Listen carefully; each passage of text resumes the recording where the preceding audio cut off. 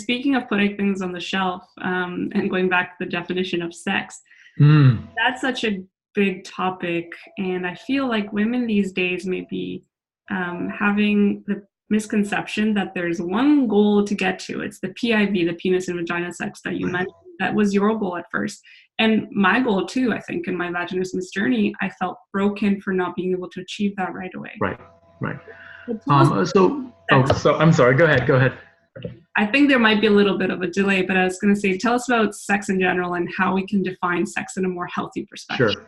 sure. I can get up on my soapbox and talk all day about this. But the short story of that is I think we live, and it's getting better.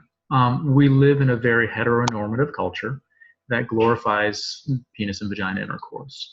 If you look anywhere in media and movies, when there's a sex scene, it's going to be penis and vagina intercourse. And of course, it's going to be immediately orgasmic. It's going to be glorious without any foreplay, without any conversation. There's no talking.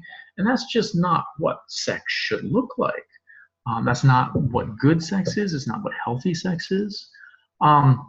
So really stepping back from that heteronormative PIV, penis and vagina intercourse model, and saying, okay, what is sex? Sex is about doing something with a partner that bolsters a relationship. It establishes connection. It feels pleasurable. And other than that, you really don't need much else. So what do we need to do to create a pleasurable connection? We as individuals need to be fully embodied, which means that we need to be aware of what our body is telling us. Mm-hmm. We need to be able to communicate that to a partner. And we need to be able to trust that they can hear that, respond to that, and do the same for us. Otherwise, anything can be sex. I mean, I have friends and colleagues that are, very much into Tantra. So they can have just an energetic exchange, and that can be a deeply erotic, deeply connecting thing that has nothing to do with body parts coming together. Mm-hmm. On a different level, I could be out with a partner at the movies holding their hand and have a deeply connected, very sensual encounter that may be viewed as sexual. So if we zoom out and see what sex, think about the philosophy of what sex is for, why we have sex, we can really define sex in whatever way that works for us as individuals. And I think that's incredibly empowering rather than trying to match an unrealistic societal model. Totally. I think widening the definition of sex can take so much pressure off, and expand our horizons and allow us to grow in ways that we weren't even aiming for before. Yeah. We didn't even think that was acceptable. And society's definition has really been created exactly through media, through different types of media.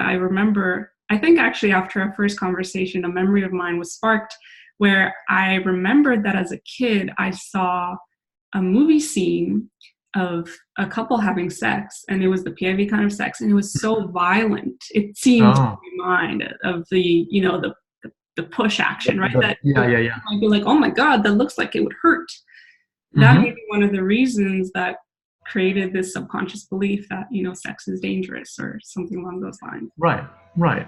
And there are very few portrayals of sex being tender and loving or comical or deeply emotionally cathartic where people are crying, and that is a way where they're having this emotional connection. I mean, sex can run the gamut of all different emotions and also have lots of different ways that it's enacted physically.